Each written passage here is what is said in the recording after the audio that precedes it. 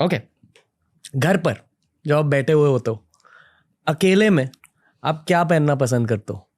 अकेले में मैं कोई लूज सी ट्रैक पैंट और T shirt, simple. Okay, comfort के लिए फिर से। कंफर्ट के लिए बढ़िया।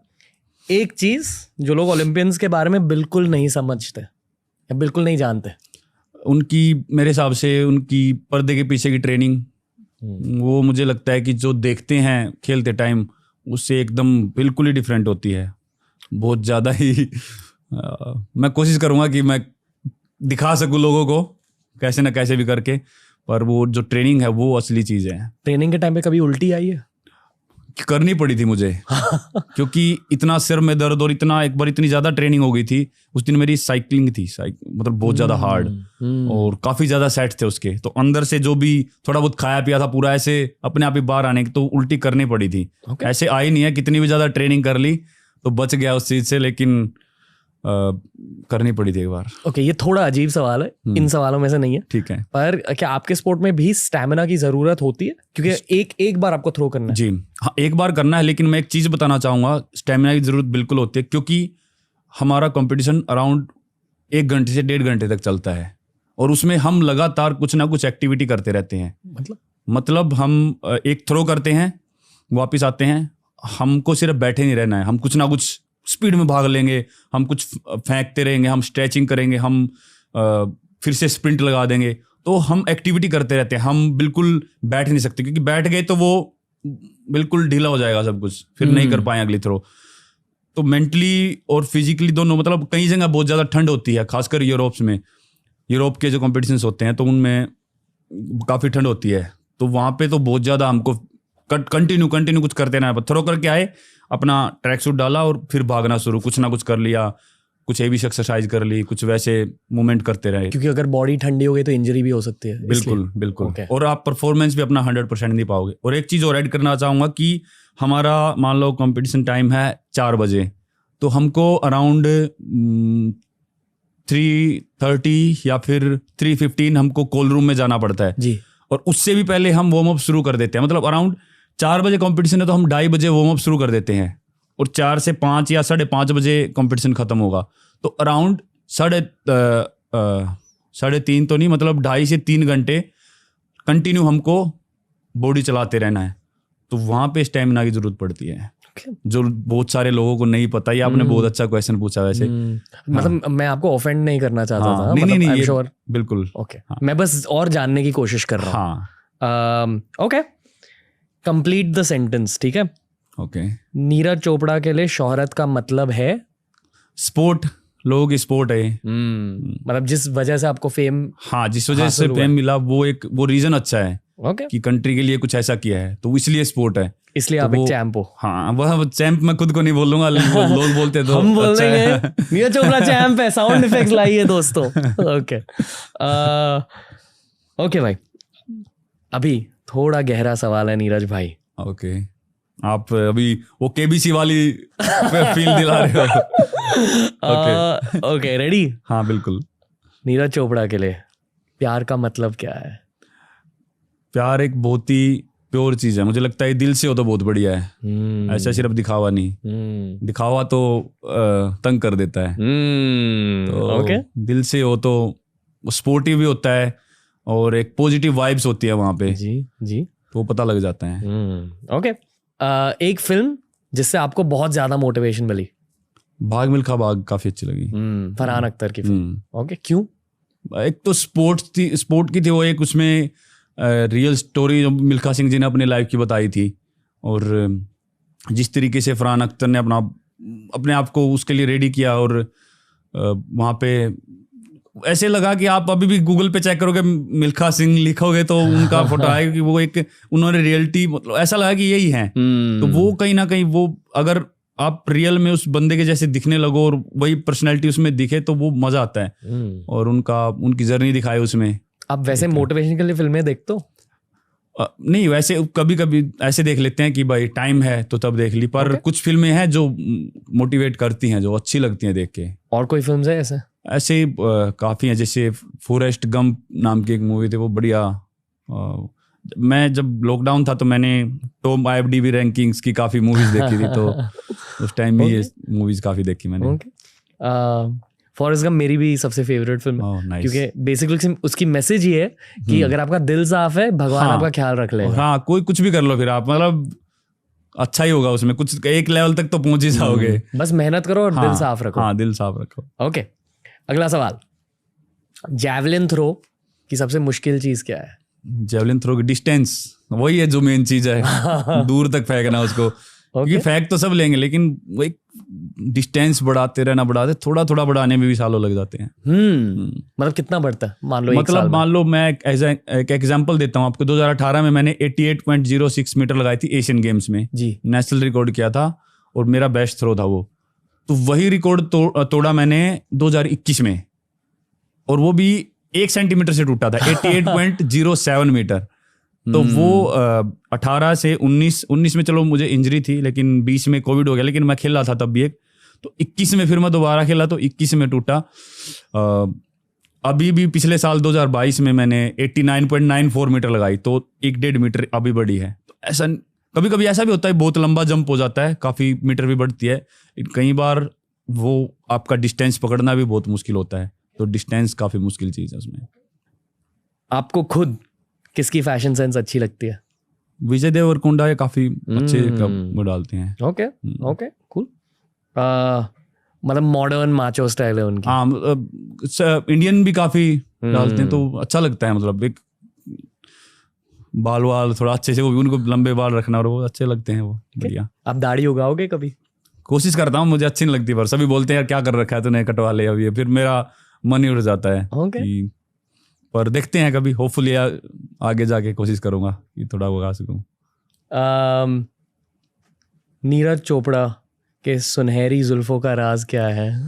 मैं कटवाता नहीं हूँ बाल, बस बढ़ते रहते हैं। तो और मैं बहुत ही ज्यादा लेजी हूँ केयर करने में बालों की। ओके, इसलिए क्या होने लगा कि थोड़े थोड़े झड़ जाते हैं। पर वो एज की वजह से भी हर किसी को होता है ना। तो पर राज ऐसा कुछ नहीं है। मतलब मैं स्टार्टिंग से ही लंबे रखता हूँ, और मेरे स्ट्रेट बाल हैं, मतलब ऐसे घुंघराले नहीं होते हैं, कर्ली हेयर नहीं होते हैं, तो वो स्ट्रेट ही रहते हैं।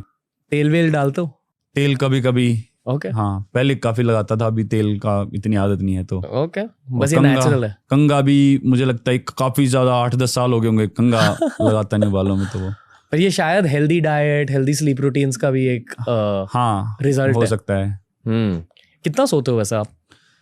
रिकवरी के लिए तो सोना पड़ता है। दिन में अराउंड कम से कम 7 घंटा तो होना चाहिए, मतलब रात को, और थोड़ा बहुत दिन में 6-7 घंटे की, 6-6.5 घंटे भी रात को, या 7 घंटे रात को, और दिन में भी आधा घंटा, 1 घंटा भी मिल जाए तो बहुत है, क्योंकि ट्रेनिंग के बीच में वो रिकवरी टाइम जरूरी है। अगर किसी दिन आपको मोटिवेशन नहीं फील हो रही है तो आप क्या करते हो? मैं अगर ट्रेनिंग है तो मैं, अगर मुझे लग रहा है कि आज नहीं है, तो मैं कुछ और करता हूँ मैं, क्योंकि मैं मानता हूँ स्पोर्ट एक पार्ट है लाइफ का, ये लाइफ नहीं है। तो मैं सोचता हूँ कि अब यार मैं आज सिर्फ खाते पीते हैं, बस कोच के साथ बैठूंगा, अपने दोस्तों के साथ, या कुछ भी, आज सिर्फ फ्री रहना है, कुछ करना ही नहीं है। वो भी जरूरी है। कोई प्रेशर नहीं है हमारे ऊपर कि यार हमको करना ही है ट्रेनिंग, यार करना ही है। वो आप दिल से अच्छा लगता है, आपको खुशी मिलनी चाहिए वो काम करने में, और तभी उसका फायदा भी मिलेगा आपको। ऐसे आपके ऊपर प्रेशर होगा और आप जबरदस्ती करोगे, आपका शरीर टूटा हुआ है और आप फिर भी लगे रहो, तो वो इंजरी के चांस है उसमें। तो मैं कोशिश करता हूँ कि यार चलो आज घूमने चलते हैं। मैं कोच को बोल देता हूँ कि नहीं आज नहीं है मूड, बस आज नहीं करेंगे। कोच भी, वो अच्छा ट्यूनिंग बनी हुई है, फिजियो है मेरे कोच हैं, तो उनके साथ अच्छी ट्यूनिंग बनी हुई है, तो वो बोलते हैं कि ठीक है पुश मत कर खुद को, फिर ठीक है। चिल करने के लिए क्या करते हो? मतलब जब आप घूमने जाते हो, कहाँ जाते हो? खाने खाते भी हैं, बस खाने में ध्यान रखना पड़ता है कि हेल्दी चीज ही खाएं, क्योंकि फिर ट्रेनिंग के टाइम, अगले ट्रेनिंग में निकलना है, वो सब कुछ। फेम मिलने के बाद अपने स्टाइल के बारे में क्या सीखा है? फैशन और ये सब। फैशन के बारे में वही मैं बोलूँगा, मतलब कपड़े वगैरह, जूते वगैरह खरीदने का, स्नीकर्स लेने का, स्नीकर्स मैं काफ़ी लेता हूँ, लेकिन मुझे खरीदने का शौक है। मैं पता नहीं क्या है कि मैं डालता नहीं हूँ, ज़्यादा डाल नहीं पाता। मैं खरीदता हूँ और रख देता हूँ, शायद से आगे यादगार के तौर में। कुछ खेलता हूँ कहीं पे, वो मैंने किट डाली है तो मैं रख लेता हूँ कि यार आगे उसके लिए। पर अभी जैसे कल भी मैं आया तो वो कैमरा के साथ खड़े थे, पता नहीं, मुझे तो आदत नहीं है। जो बॉलीवुड से आते हैं तो वो तो पूरा कैमरा को उनका उनको आदत हो गया उस लाइफ की। जी जी। पर मैं ऐसे ही निकल गया, मैंने जोगर डाला था, मैं परसों कहीं पे गया था, तो वैसे ही मैं सुबह घर से उठा तो वही पैंट मैंने दोबारा डाल के मैं आ गया। मैं जस्ट ऐसे बोल ही रहा था, जो भाई साथ में थे मेरे, कि यार मैं देखो ऐसे कपड़े डाल के आ गया, थोड़ा एयरपोर्ट वगैरह पे थोड़ा ठीक से डाल के आने, थोड़ा आगे ही वो फिर कैमरे वाले स्टार्ट हो गए फोटो खींचने। तो वो थोड़ा सा कोशिश करते हैं कभी कभी, लेकिन मुझे सीखना है थोड़ा। ओके, नीरज चोपड़ा की ड्रीम वाइफ कैसी होगी? सोचता नहीं, बस देखो भगवान, बस वही है कि शायद से बस ओरिजिनल हो, वही है कि जैसे है वैसे अच्छे से वो हो, क्योंकि एक सिर्फ दिखाने के लिए ये हो कि मैं मेरे साथ अच्छी है या फिर वो चीज़ नहीं, मतलब एक ओरिजिनलिटी हो तो अच्छा रहेगा। Famous guy problems, let's see, देखते हैं। मतलब वही है कि बस ओरिजिनल हो और बढ़िया लगेगा, फिर अच्छे से चलेगा सब कुछ। भले ही चाहिए नहीं कि भाई बहुत ज्यादा फेमस या नाम फेम हो, ठीक ठाक भी है तो, पर ऐसे होना चाहिए कि भाई हाँ फैमिली के साथ अच्छे होने चाहिए। हाँ। अब सिंगल हो? अभी तक तो हाँ। ओके। और नीरज चोपड़ा का सबसे मनपसंद जैकेट और मनपसंद जूते कौन से हैं? मनपसंद जैकेट मुझे वो पफर जैकेट होती है ना, थोड़ी मोटी मोटी सी, जी जी, सर्दी में डालते हैं जो, तो वो काफी अच्छी लगती है। और मनपसंद जूते अपने जेवलिन के शूज बहुत ज्यादा पसंद है, उनमें कीले होती है, वो मैं ऐसे डाल के नहीं घूम सकता, और वो बहुत अच्छे लगते हैं। ओके, तो ये था नीरज भाई हमारा Ajio presents keep it casual round. Thank you. आपको जाना मैंने इसके थ्रू यार, आप फैमिली ओरिएंटेड हो बहुत। आप वही है जो मतलब क्योंकि क्या हुआ कि जो अपने आप ही इतने उससे आते हैं ना, क्योंकि मैं एक नॉर्मल फैमिली से उठा, गांव से निकला, बहुत सारे दोस्त भी मिले, बहुत हमारे बारे में ऐसे बोलने वाले कि इससे कुछ नहीं होगा वो भी मिले, बहुत सपोर्टिव लोग भी मिले, तो सब चले गए। मतलब बहुत ही कम लोग हैं जो हमारे साथ टिक पाए या फिर समझ पाए हमको। फैमिली से ही है जो हमको आज तक वैसा ही देखते हैं जैसे हम हैं, और हम उनके साथ वैसे ही रह सकते हैं। तो वही इसीलिए मैं ज़्यादा मतलब कोशिश करता हूँ कि फैमिली के साथ जितना वैसे रह सकें। आपके पेरेंट्स ने कभी आपको कुछ ऐसी बात बोली है जिसकी वजह से आपको बहुत फायदे मिले आपके करियर में? पेरेंट्स तो मतलब हमारी एक बात बताऊंगा, मेरी जॉइंट फैमिली है, हम अराउंड 18-19 लोग हैं घर में, मतलब सभी बच्चे, मेरे कजन सभी मिला के, मेरे दादाजी हैं, तो सभी साथ में रहते हैं। और मेरे माँ और पापा को तो ये भी नहीं पता था कि मैं कहाँ स्टेडियम में कहाँ पे जा रहा हूँ।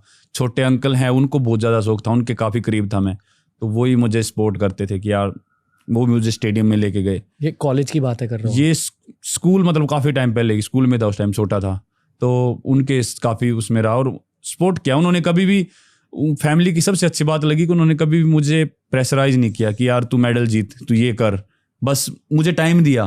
और उन्होंने काफ़ी जल्दी समझ लिया था कि मैं मेहनत कर रहा हूँ, और मेरे मन को शायद समझ लिया कि ये दिल से मेहनत कर रहा है, ये आज नहीं भले ही कुछ साल लग जाएंगे लेकिन ठीक चल रहा है ये, तो उन्होंने मुझे पूरा टाइम दिया। और आज मैं अभी सोचता हूँ तो आज भी फैमिली वाले ये बोलते हैं कि भाई तू ऐसे ही लगा रहो। वो कभी मुझे नहीं बोलते कि ये कर वो कर वो कर, वो बोलते हैं कि अब तू अपने आप ही समझ गया जो कि अपने आप ही तूने इतनी मेहनत करके सब कुछ किया है, बस हमारी जहाँ भी जरूरत लगे वो बताता रहा अगर। वो हमेशा ही बड़ी अच्छी सपोर्ट करते हैं। आपको पड़ती है ज़रूरत? किसको नहीं जरूरत पड़ती है, मतलब आप बात करने में भी ये मान लो एक तरह की पॉजिटिव एनर्जी मिलती है, घर पे बात कर ली। मैं ये सवाल इसलिए पूछ रहा हूँ क्योंकि मुझे ऐसा लग रहा है पॉडकास्टिंग करने के बाद आपके साथ कि आप बहुत ज़्यादा मेंटली स्ट्रांग हो। तो मेंटली स्ट्रांग तो है, लेकिन शायद से एक इंसान भले ही अकेला आया है, अकेला जाना है, लेकिन शायद से आपके कोई करीबी हैं तो उनके साथ भी ज़रूरी है, मतलब फैमिली के साथ फैमिली को टाइम देना, क्योंकि उन्होंने ही, उनकी वजह से ही है दुनिया में, तो सब ज़रूरी है। मेडल जीतने के बाद आप रोए? नहीं, मुझे लग रहा था कि मैं रोऊंगा, मैं रो पड़ूं, लेकिन रोया नहीं यार, पता नहीं, देखते हैं, शायद से कुछ स्पेशली मेडल होगा जहाँ पे मैं रोऊंगा। बट क्या महसूस हो रहा था जब आप पोडियम पर खड़े थे? बस यही महसूस हो रहा था कि यार कि सबसे बड़ा प्लेटफॉर्म है मेरे स्पोर्ट का, क्योंकि ओलंपिक मेरे स्पोर्ट का ओलंपिक सबसे बड़ा प्लेटफॉर्म है, और वहाँ पे अपना नेशनल एंथम में बजवा पाया। एथलेटिक्स ट्रैक में मतलब जितने भी लोग थे सभी खड़े होते हैं, भले ही कम लोग थे पर सभी लोग खड़े थे, रिस्पेक्ट दे रहे थे हमारे नेशनल एंथम को। खुद के बारे में क्या महसूस हो रहा था? खुद के बारे में वही लग रहा था कि यार कुछ किया है।